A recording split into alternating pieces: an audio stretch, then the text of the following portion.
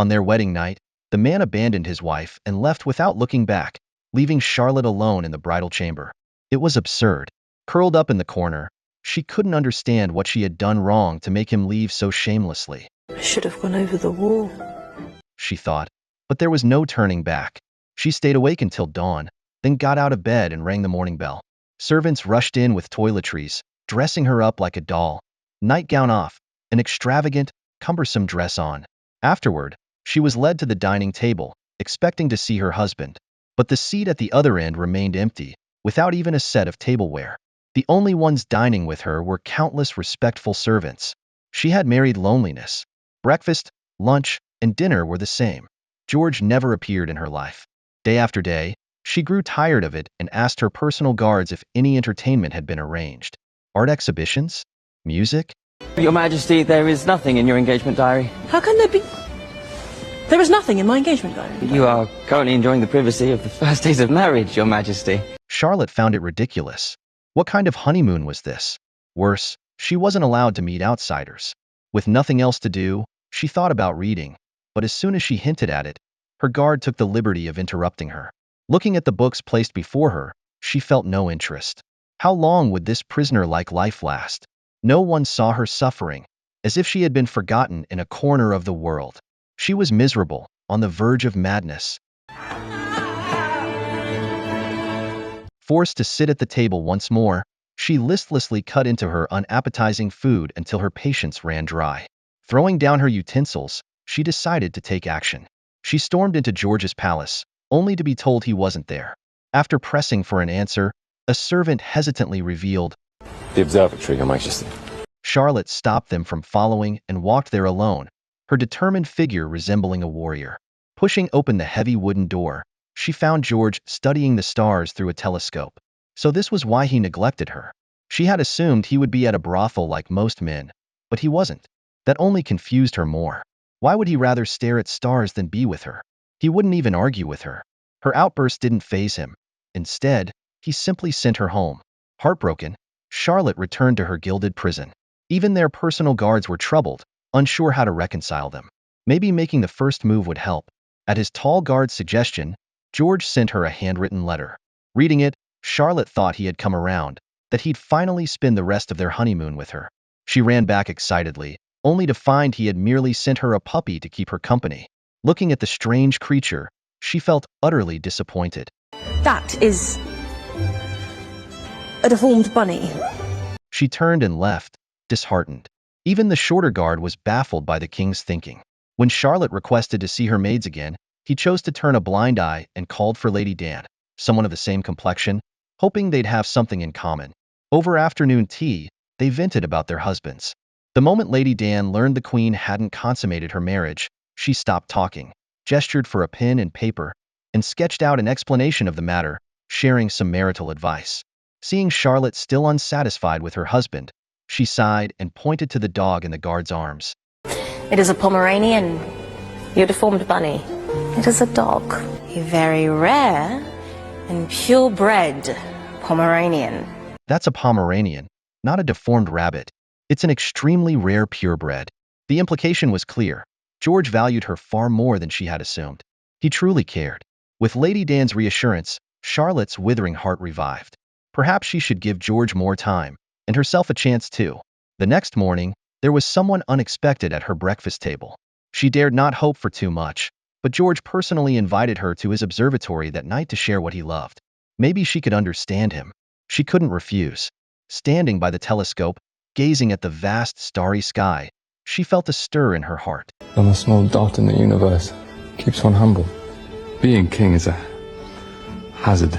My world has been made to revolve around me, and it has made me selfish. George's sincerity deeply moved Charlotte. For the first time since their marriage, their hearts were truly close. That night, everything happened naturally. Their wedding night had finally come to pass. Through a crack in the door, the little princess saw her brother signing a document with foreign envoys, selling her away. Shocked, she knocked over a statue. There was no escape. She was sent off in a carriage for her arranged marriage. On the slow, swaying journey, she sat stiffly against the seat. Her brother found her behavior strange, and asked the question on everyone's mind. The gown sits atop a bespoke underpinning made of whalebone. Whalebone. Beauty has its price. Corsets made from whale bones were extremely fragile. One wrong move, and they could pierce her chest. Learning this, her brother wisely chose silence and focused on the road ahead. They traveled through the night, finally arriving at the British royal court by morning. Walking down the long corridor, she endured the scrutiny of the Queen Dowager and her ministers. The old, sharp-eyed queen circled Charlotte, assessing her figure. Broad shoulders, a sturdy waist, and full hips, all signs of a woman fit for childbirth. Satisfied, she nodded, though there was one flaw. Charlotte's skin was darker than ideal. The nobles might object. A crisis meeting was called to prevent gossip. And the king is the sovereign head of the Church of England and ruler of this great land. With this in mind, the Queen Dowager decided to shift responsibility onto him while expanding the wedding guest list to emphasize his recognition of the new queen. After finalizing the strategy, she gave orders for Charlotte to try on her wedding gown. Oh, no need. I bought my wedding gown. It is quite a perfect fit. Our gown is traditional, simple. It will be better. Their generational divide became apparent. The weaker party, Charlotte, had no choice but to comply. Led by the guards, she went to try on her dress. On the way, she sought information about the king. In this blind marriage, she didn't even know what he looked like. But the guards kept their distance. She motioned for one to come closer, but he ignored her. So she tried another approach, suddenly stopping while he was walking, catching him off guard. Startled, the guard nervously answered her questions, then immediately stepped back 5 paces. Royal protocol required them to maintain this distance, not too close to disturb their master, yet near enough to respond instantly. The strict formality unsettled Charlotte, and the servant's reluctance to discuss the king made her suspicious. Is he dull? Not very smart? Mentally slow? I can work on those. You can tell me. You're going to have wonderful children together, Your Highness. The awkward deflection only deepened her unease. She had to escape. Using the excuse of needing the bathroom, she dismissed everyone and sneaked into the back garden. Lifting her heavy gown, she climbed onto the trellis, ready to flee the wedding. "Hello, miss. Need some help?" A stranger's voice startled her. She spun around, frantically thinking of an excuse, but the man kept asking what she was doing. Annoyed, she gave up and bluntly asked how to climb over the wall, then started complaining about her fiancé. Everyone avoided talking about him. He was probably a monster or hideous.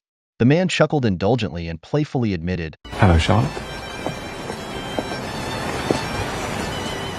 I'm George. She was mortified, talking bad about someone right to their face.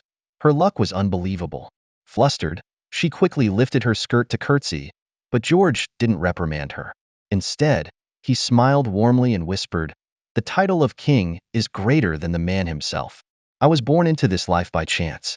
As my wife, you can ignore the title, just call me George." His gentle voice melted her heart. George was exactly the husband she had imagined.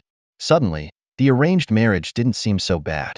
Promise you, I am neither a troll nor a beast. Just George. His humor struck her heart, and her desire to flee vanished. When he extended his hand, she took it without hesitation, fingers intertwined, and returned to the wedding. The guests were already seated, eagerly awaiting the bride and groom. Hand in hand with her brother, Charlotte walked toward the man she would spend her life with. Before their loved ones, they exchanged rings and vows, becoming lifelong partners. No matter wealth or hardship, sickness or health, they would never let go of each other. Charlotte truly believed they would walk this path together forever. But reality would prove her terribly wrong. After the wedding banquet, the newlyweds saw off all their guests. When finally alone, George brought her before a magnificent palace. It is your house. It is my house. What do you mean? We are married? Are we not supposed to do what married people do? Are you demanding I perform my marital duty to you? Halfway through their honeymoon, they finally shared their first night together. Parting in the corridor, each retreated to prepare. Charlotte, with her maid's help, removed her makeup, presenting her purest self to greet her beloved. "This one is beautiful, but it has thousands of tiny buttons." Listening to the girl's anxious explanation, George smiled indulgently, expressing his love through actions. As the nightgown was peeled away, they became one, belonging to each other. When Charlotte opened her eyes again, the sun was already high in the sky. Sunlight streamed through the window, casting a warm glow on the sheets and her body. Cozy and comfortable, she stretched lazily before getting up to bathe. Surrounded by maids, she tidied her messy hair, and under their skilled hands, her noble aura emerged. Holding her little dog, she excitedly went to see her husband, King George, imagining their breakfast together. But as she neared the door, she heard an argument inside and stopped in her tracks. I need to know if you have properly bedded her. The You crown... told me I had to wed for the crown. I did. You told me to charm her to make it easier for the crown. I have done my best. I am the picture of duty. The crown resides within me, embedded like a knife. Two worlds, inside and outside the door. Charlotte's heart shattered. What she thought was love was just an act. What she believed to be a blessed marriage was merely a political tool. Realizing her situation, she turned away, too heartbroken to confront the truth. Her spirit was crushed. After dismissing his mother from Buckingham Palace, George learned from his guards that the Queen had come to have breakfast with him but suddenly left. Upon hearing this, George stumbled and collapsed. He was having an episode. He was taken to the underground chamber for treatment because his condition was a secret, even from Charlotte, causing them to miss the best chance at reconciliation. Their relationship froze. But to conceive an heir quickly, they had to share a bed on even-numbered days, no matter their feelings. Sometimes, when passion struck, they disregarded decorum. Today was an even-numbered day. Come in directly. But this intimacy did nothing to mend Charlotte's heart. Their strained coexistence continued until her coronation. To secure public favor, they had to act as a loving couple in front of everyone. The royal guards constantly ran errands. One day, while passing the noisy underground chamber, a guard accidentally saw George undergoing treatment, but the doctor wasn't the usual royal physician. Before he could investigate, George's trusted guard and secret lover warned him, "You saw nothing. I have to attend to the Queen." The coronation began. They walked to the throne under the people's expectant gazes, wore the crowns of power, and exchanged affectionate glances, fingers intertwined, flaunting their love without care. The audience was moved to tears. But once back in their chambers, Charlotte instantly dropped the act, pushing his hand away and resuming their Cold War. It is a lie. He is a lying liar who... His character seemed beyond redemption, but it didn't bother Charlotte much. She ate, drank, and slept as usual. When she needed a break, she strolled through the orchard. The only downside? Someone always picked the fruit for her, taking away the experience. It is ridiculous to make someone else pick my orange. I shall pick my own oranges. Had to respect her wish. But in casual conversation, they accidentally revealed that the king had been secretly seeing a doctor. Charlotte was shocked. After their next even-numbered night encounter, she didn't leave immediately but asked about his illness. Love, no matter how much one pretends to be indifferent, always shows when health is at stake. But out of love, George chose to hide and deflect. His careless attitude enraged Charlotte, who stormed off. Yet afterward, she began secretly watching him, observing his every move from behind the window every afternoon. "Farmer George, I am Farmer George. These are the hands of a king and a farmer." When caught spying, George admitted openly to what he was doing. Watching his smile, Charlotte couldn't understand him and fled. She stood by the window in her room, staring blankly at the garden, lost in thought. Indifference wasn't her nature. Determined to find out why George was farming, she went back to the orchard. She picked an orange herself. The weight in her hand felt like a harvest. But where was everyone else? Curious, she asked, only to learn that her insistence on picking her own fruit had rendered the orchard workers unnecessary, and they had been dismissed. A wave of helplessness washed over her. She seemed to understand George's choice. That night, wearing only a thin nightgown, she knocked on George's door. After it was over, she didn't leave. Propping her head up, she said, You live for the happiness and the misery of a great nation. That must be exhausting and lonely. You must feel caged. No wonder you spend so much time in the garden. Understanding and empathy are catalysts for love. They reconciled. From then on, there were no odd or even-numbered nights. They were always together.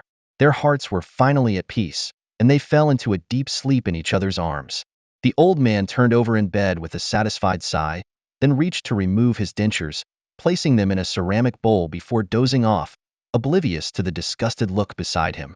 Once sure he was asleep, she threw back the covers and swiftly got out of bed, unwilling to stay a second longer. Rushing to the bathroom, always stocked with hot water, she washed away the scent. He said he had a surprise. Is this happened twice in one day? I believe the surprise is why he was excited. I believe that's what's got him excited. The two women complained about the unreliable man. But the next news delighted Lady Danbury. The palace had sent an invitation. The Queen Mother had invited them to the king's wedding and intended to make her a lady-in-waiting. It was an opportunity to rise in status. Overjoyed, she dressed to impress for the royal wedding.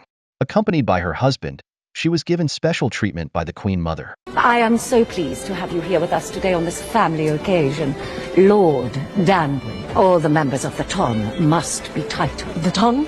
Your Royal Highness. It is time we were united as a society, is it not? Attending a wedding and suddenly getting promoted to nobility with a title, that kind of luck's like catching a pie falling from the sky. Lady Danbury was both shocked and thrilled, till she saw the exquisitely beautiful bride walking toward her. The puzzle in her heart finally solved. It was the royal family laying the groundwork for the new queen, Charlotte, worried she'd be snubbed by other nobles. The Queen Mother gifted them titles. But in England back then, people of color rarely gained high society's acceptance. Even with titles, they couldn't break into the circle. Socially humiliated, Lord Danbury took his rage and bitterness out on his wife. Their marital duties escalating from once a day to 3 times, even hijacking tea time. Trapped as a baby-making machine, Lady Danbury decided to fight back. The new queen's summons, and her admiration and reliance, gave Lady Danbury bargaining power. When the Queen Mother demanded she spy on the king and queen, she didn't hesitate to set her terms. Traditionally, when a title is bestowed, it comes with income and land and estate. Without those things, a title is simply a title. We all have needs, Mom. And just like that, the Danburys got their royal estate, granting them superficial equality with other nobles. But Lady Danbury wasn't ungrateful. She knew where her fortune came from. Every time the Queen Mother asked about Charlotte, she covered for her, shielding the queen from trouble. Coral, we shall need to make preparations. Mom, I have decided we are going to host the firstborn with Caesar. A high society event led by people of color. Unprecedented. London's nobles exploded with rage upon receiving invitations, vowing to boycott. Even the Prime Minister pressured the Queen Mother, cancel the ball, or the crown loses its moral authority. But Lady Danbury held firm. Everything was ready, except the guests. Why isn't anyone here? No one's coming, Agatha. I think they might, maybe they will. As the couple doubted, the first guests arrived, Lord and Lady Ledger, the social scene's most influential couple. Soon, others flooded in. The real reason? The king and queen publicly pledged to attend. Nobody skips an event the royals grace. With George and Charlotte's presence, black and white guests, once strictly divided, blended seamlessly, breaking barriers of status, gender, and race. A single night's party sparked social change. The Danburys finally gained true acceptance. Overjoyed, they rushed to celebrate. But mid-celebration, the elderly Lord Danbury, too excited, dropped dead. Now the wealthy widow, Lady Danbury relished owning everything. Coral! You need not drop answers often. My lady. The maid, catching on, hugged her joyfully. They were free. Then the act began. One pretended to panic over her husband's death. The other just heard the news, ringing bells for a doctor. Once everyone arrived, the maid theatrically urged, check if her ladyship's dressed properly.